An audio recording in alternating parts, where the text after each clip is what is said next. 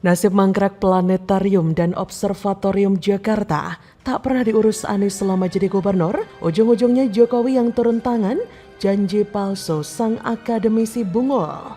Nasib malang dialami planetarium. Wahana yang dulu pernah berjaya itu kini auranya menghilang. Terutama di bawah pemerintahan Anies Baswedan. Ia seolah ditinggalkan pengunjungnya. Bagi sebagian masyarakat, wahana ini sudah ketinggalan zaman. Ya, selama orang berpolitik itu masih menggunakan politik identitas, ke depan yang seperti ini akan terus terjadi. Pasti. Dan kayaknya orang-orang bodoh yang kepengen jadi pemimpin itu masih menggunakan praktik-praktik seperti itu. Politik identitas itu jahat. Kejahatan yang menurut saya agak susah termaafkan dalam konteks berpikir tentang Indonesia. Saya itu sakit hati saya sama kawan-kawan yang menggunakan metode kejahatan itu belum termaafkan sampai hari ini. Dan tahu-tahu ketika kita menolak revitalisasi yang belum dibicarakan itu, dia udah hancurkan gedung-gedung. Semua dihancurin jadi puing-puing. Itu sejarah buat kita.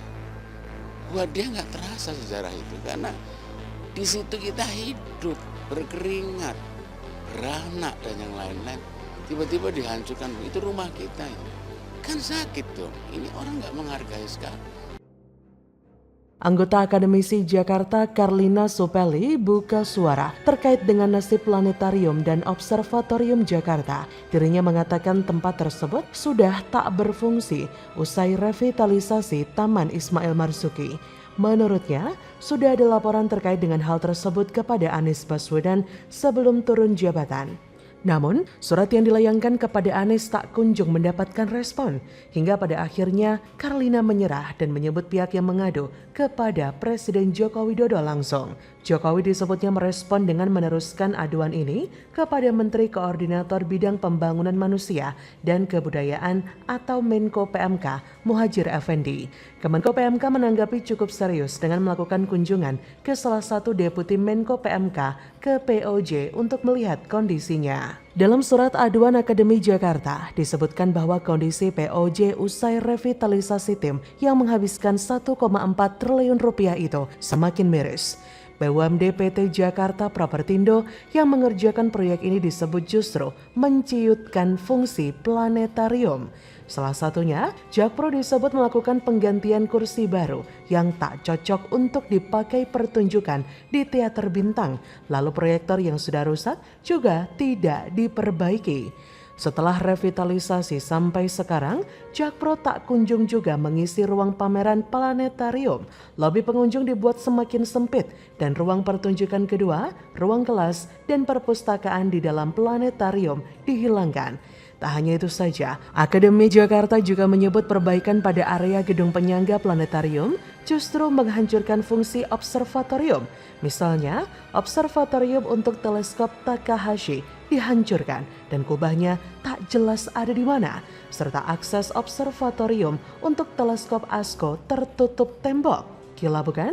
Memang sejak direvitalisasi, ada sejumlah situs kebudayaan yang hilang seperti Teater Arena, Teater Tertutup, Teater Terbuka, Studio Huria Adam, Wisma Seni, Gedung Pameran, dan Geraha Bakti. Di awal-awal revitalisasi tim oleh Anies memang sudah mengundang polemik karena tidak dilibatkannya seniman dalam proyek ini. Revitalisasi seolah-olah menghilangkan jiwa dari semangat tim yang dibangun pada 1968 oleh Gubernur Ali Sadikin tersebut.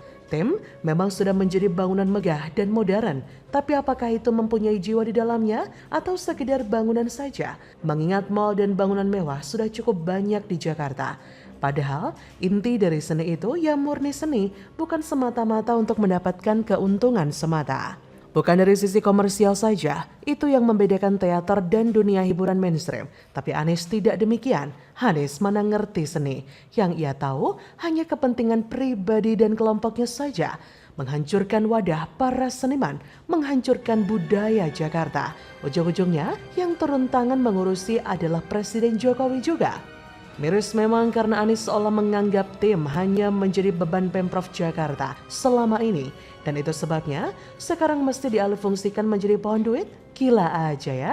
Ironis sekali karena bangsa yang besar itu adalah bangsa yang tahu menghargai sejarah dan budaya. Kita yang ada sekarang ini adalah perjalanan dari sejarah. Menyedihkan sekaligus menyeramkan sekali jika kemudian seorang Anies Baswedan melupakan sejarah dan mengukur budaya dari uang. Gak heran jika nantinya harga dirinya pun bisa dibeli dengan uang karena memang uang itulah yang menjadi takaran dirinya. Benar-benar miris.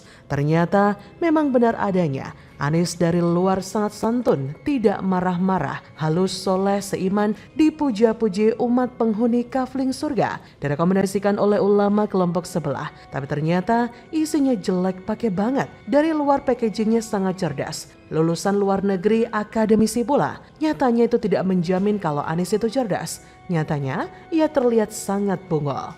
Kedok revitalisasi ternyata malah penghancuranisasi. Bagaimana menurut Anda?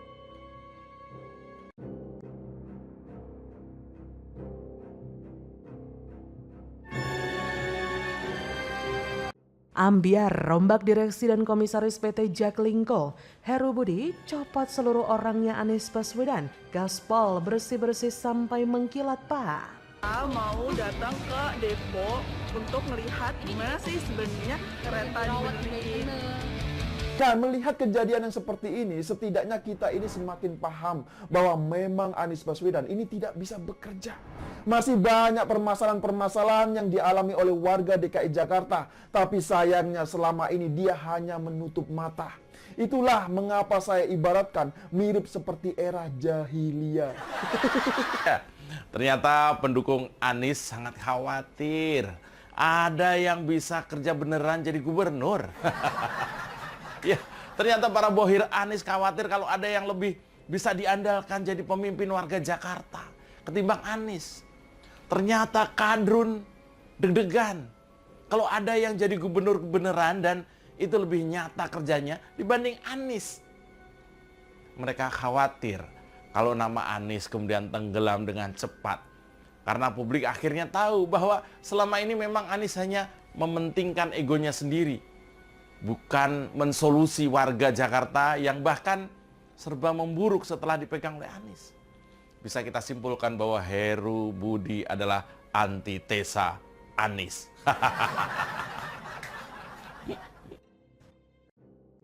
Dilansir dari laman tribunjakarta.com, PJ Gubernur Heru merombak jajaran direksi dan komisaris PT Jakarta Lingko Indonesia atau Jaklingko.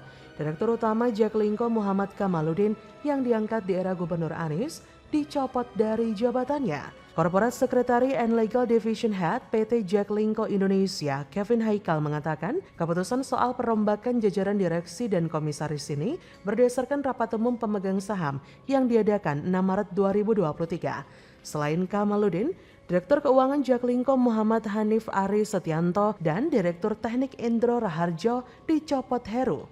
Ex-Wali Kota Jakarta Utara ini pun turut mencopot Suryawan Putrahya dari posisi Komisaris Utama dan Widi Amanasto dari posisi Komisaris Jaklingko. Ia berkata Rabu 8 Maret, kami mengucapkan terima kasih serta penghargaan setinggi-tingginya atas pengabdiannya selama menjabat sebagai pengurus PT Jaklingko Indonesia.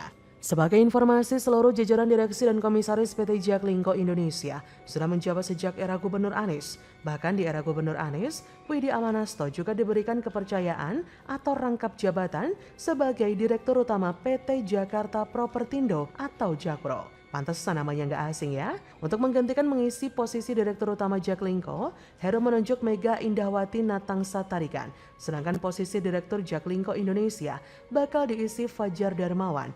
Sebelum menjabat sebagai Direktur Utama Jaklingko, Mega Tarigan menduduki jabatan sebagai Railway Operation Division Head PT MRT Jakarta Persero. Mega Tarigan bukan sosok baru di transportasi. Mega sudah bergabung dengan PT MRT Jakarta sejak Oktober 2009. Sama seperti Mega Tarigan, Fajar Darmawan juga bukan orang baru di dunia transportasi, khususnya terkait pengelolaan keuangan. Sebelumnya, ia menjabat sebagai Group Head of Finance PT Moda Integrasi Jabodetabek MITJ. Pada periode 2015-2020, Fajar juga pernah menjabat sebagai Head of Accounting and Financial Control PT MRT Jakarta. Setidaknya sudah ada beberapa pimpinan di BUMD Jakarta. Bidang transportasi disebut dekat dengan Anies yang dicopot oleh PJ Heru sejak menjabat sebagai penjabat Gubernur Jakarta per 17 Oktober 2022. Di antaranya, Muhammad Aprindi sebelumnya dicopot dari jabatannya sebagai Dirut PT MRT Jakarta. Heru mencopot Aprindi dalam keputusan para pemegang saham di luar rapat umum pemegang saham pada Selasa 25 Oktober silam.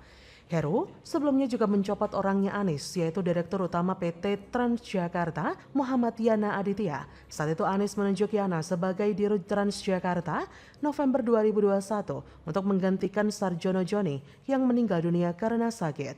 Keputusan Anies ini sempat menimbulkan kontroversi lantaran Yana dinilai tidak punya latar belakang di bidang transportasi. Setelah pejabat MRT dan Transjakarta, Heru juga sudah mencopot Tata Kujiati dari jabatan Komisaris LRT Jakarta dan Geis Khalifa dari Komisaris Ancol. Meski kita tahu bersama, mereka berkedok mengundurkan diri. Hahaha. Sama seperti Muhammad Aprindi, Tata Kujiati ataupun Geis juga diangkat sebagai komisaris pada era kepemimpinan Anies Baswedan. Saya kira banyak banget orang-orang yang disisipkan oleh Anies Baswedan sebelum ia cabut. Heru berani melakukan pencopotan-pencopotan tersebut tentunya bukan tanpa alasan. Saya yakin pasti ada alasan yang kuat di balik pencopotan jabatan anak buah Anies tersebut. Jadi saya menduga bahwa selama ini Jakarta memiliki banyak pejabat atau petinggi yang kerjanya tidak terkait dengan kementerian dan juga pusat. Kita tahu bersama bahwa Anies merupakan sosok yang anti banget sama Jokowi. Jangan sampai ada orang-orang yang memiliki kepentingan tertentu untuk memperkaya pihak tertentu. Karena sejatinya seorang pemimpin adalah pengayom masyarakat, bukan budak dari korporat ataupun budak dari pengusaha-pengusaha besar. Dan PJ Heru sejauh ini masih on the track alias sesuai dengan jalur pekerjaannya. Selama 5 tahun terakhir ini Jakarta autopilot dan kelihatan banget mau lepas dari pusat. Gaspol bersih-bersih Pak, bagaimana menurut Anda?